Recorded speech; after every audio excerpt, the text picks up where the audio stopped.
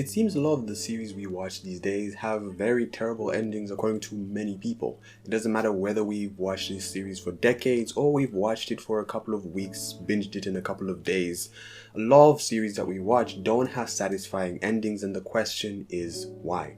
Now, this is not about whether we just wanted to see more of the story and look at more things. It's about the way the story has been resolved. Why is it so unsatisfying? And today I will be diving into this question and one major issue that affects a lot of series, mainly in the shonen genre. And then looking at a series, namely Hunter x Hunter, that avoided this issue and did it all correctly.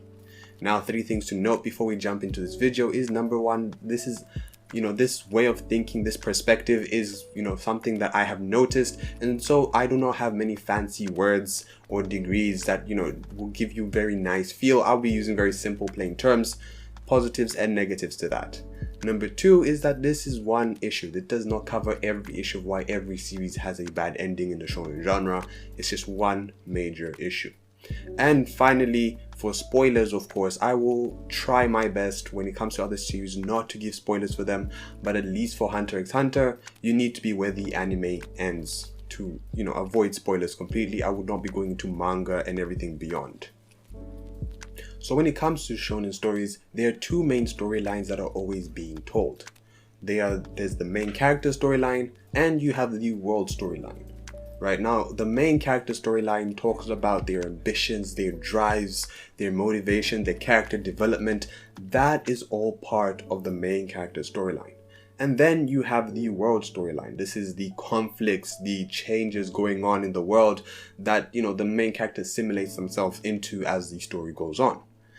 So for example, in One Piece, the main character storyline would be Luffy trying to become the Pirate King, learning, what that involves, and then the world storyline involving, the warlords of the sea and the 4 emperors. In a story like Naruto, you have Naruto wanting to become the Hokage and be accepted by everyone. And then you have the world storyline involving the Akatsuki and everything those guys are trying to do. In a story like Bleach, you have Ichigo protecting his friends, while you have the world storyline of the Serite and the Shinigamis. In Fullmetal Alchemist, you have the Elric brothers trying to restore themselves, and you have the genie in the flask, or the dwarf in the flask rather. And we could go on and name, what it's like for a lot of series, but I think you get the point. You get the point. There's always 2 main storylines: the main characters and the world.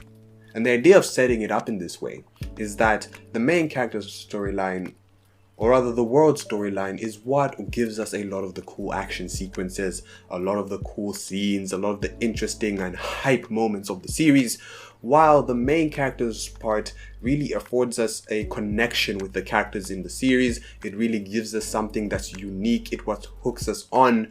And without the main character storyline, a lot of the story feels generic and, no, we've kind of seen that all before kind of feel to it.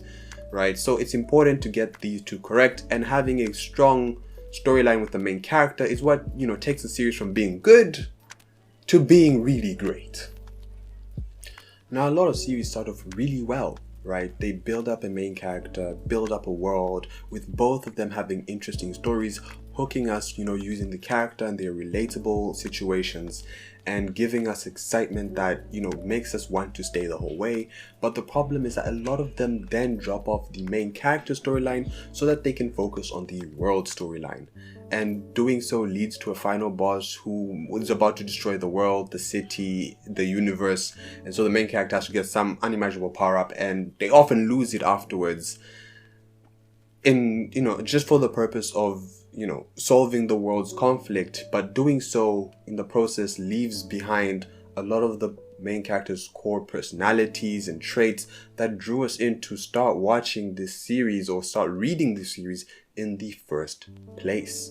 An example of this is with Naruto, and now without divulging too much information for spoiler reasons, is that, after Naruto protects the village from that one Akatsuki member, we get a real moment of catharsis with how far he's come and the acceptance he gets from a lot of people around him. But then after that, the story kind of changes to the fact that, it's not really about acceptance anymore. It becomes more about defeating a final villain because, they all need to survive in the world, right? And so the story focus shifts, and at the end of the story, you're not as satisfied as you were at that one moment when you feel like Naruto has made it. He's been training all this time to get to this point. Now, example of a series that doesn't do this, it leaves the two storylines separate, focuses on both of them, and progresses them equally, is Hunter x Hunter. And for the purpose of this video, we'll be looking exactly at where the anime ends, because Togashi himself says that you could consider that he's finished the Hunter x Hunter story once before at the end of the anime. Like most stories, Hunter x Hunter follows the same pattern. We have Gon, a main character who is one, looking for his dad, but also really growing up and learning the lessons, the harsh lessons of the world of Hunter x Hunter, or Hunter x Hunter, whichever one you like. And then you have the main antagonists he meets, and their agendas. The Zoldyck family, the Hunter exam, the Phantom Troop, the Chimera Ants, and the list goes on and on from major to minor antagonists. But point is, these two are always kept separate. At all points, there's a natural progression in Gon's character and his storyline about how the world is shaping his views of it. It never diminishes from the start to the end of the series.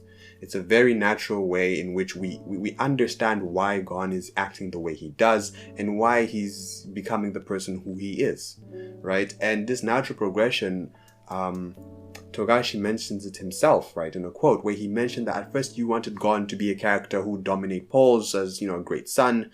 And then before serialization began, he kind of realized that someone living his foster mom is not that well suited to be a great son. But, his dad did it anyway, so yeah, I guess it runs in the family. The apple doesn't fall far from the tree in that sense.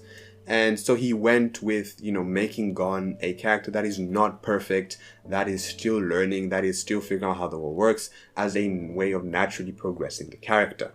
Now you may be thinking, okay, that's great that it's a natural character, but what impact does this have on the end of the story? These two storylines being separate, yes, maybe you've understood how, it can be done wrong, but how is it done correctly? And that can be summarized in 3 main points, which Hunter x Hunter does correctly, and of course we can go into sub points, but there's 3 main ones. And the first is about power-ups.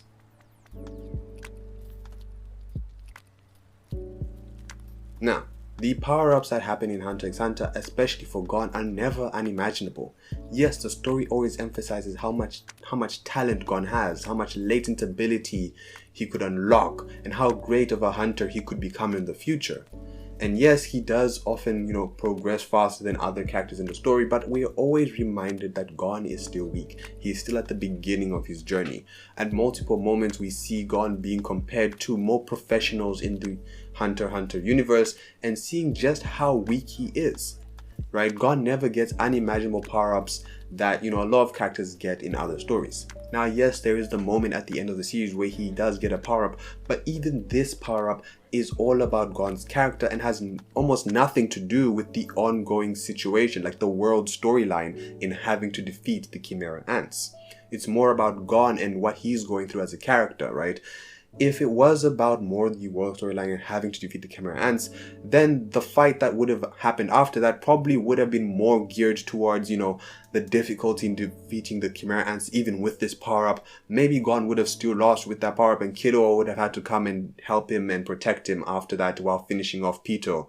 But no, the power-up is all about Gon's character, what he's going through emotionally, and that gives him a power-up which almost kind of makes the fight not too not too much choreography going on there, and mostly it's about how Gon is feeling. We see that with Killua, we see the emotions with Pito, and for the most part in that fight there's not that much, you don't get that much sense that okay, Gon has to defeat the Chimera Ant. You get the sense that Gon is going through something really really bad right now, and you almost feel sorry for the character as you're watching this.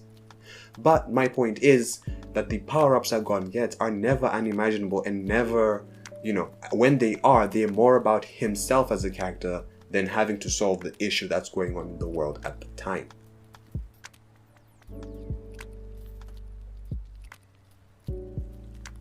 The second point is about looking at Gon as a character introspectively.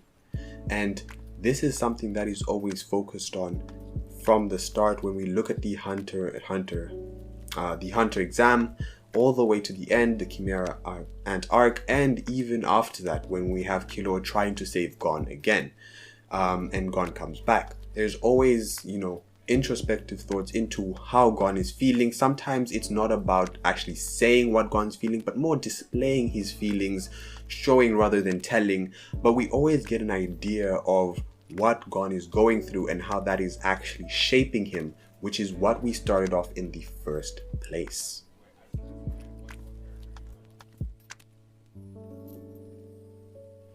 Finally, the last point is about the catharsis at the end.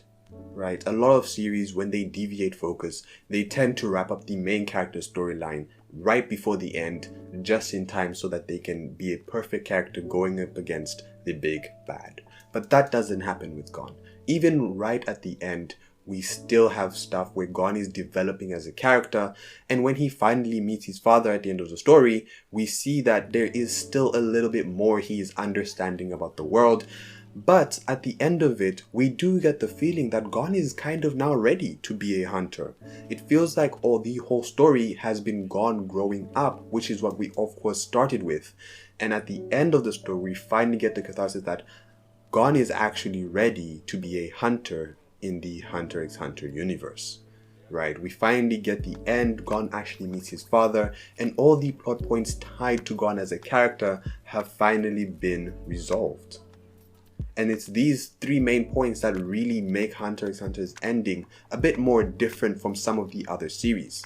The power-ups, the introspective look at the characters, as well as, tying up the main character storyline at the end as opposed to one arc before the end of the story. Because at the end of the day, there'll always be more villains, there'll always be more bad hunters, more to do with the Phantom Troop, more villains across the board. But by focusing on leaving the two storylines separate and progressing them both in a natural fashion, you end up with a story that, has people waiting till today for new chapters and updates on what's going to happen next. So thank you for watching this video. If you have ideas of stories or series that you've watched where you really love the ending and the way everything ended up for all the characters and the story in general, list that down below in the comment section. I do have another channel where I'm starting to do longer videos, mainly discussions, stuff related to anime and manga in general, so go check that out as well. Videos like these are also new on this channel, so if you have, any suggestions on how I can improve them, whether you like them or not, any kind of feedback will be greatly appreciated. As always, please like this video if you like the video, subscribe for more content like this, and as always guys, please, if you have time, watch another video, and if not, thank you for watching this video to the end. This is King KZ, and I'll see you in the next one.